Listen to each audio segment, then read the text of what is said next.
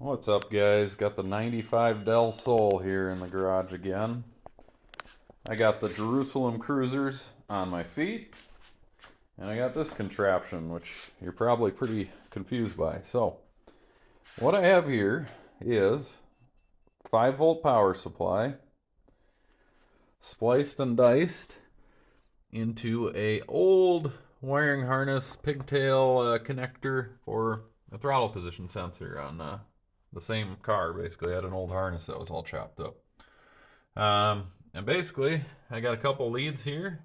I can tap in my positive negative without having to do any invasive probing on the stock harness on this car because it's in good shape. Didn't want to poke into anything.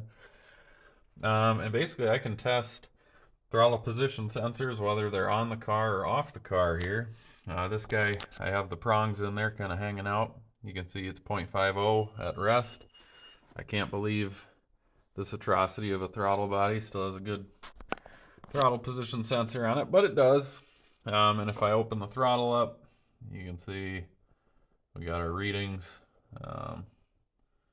all the way up to 0.46, which is pretty much in the area you need.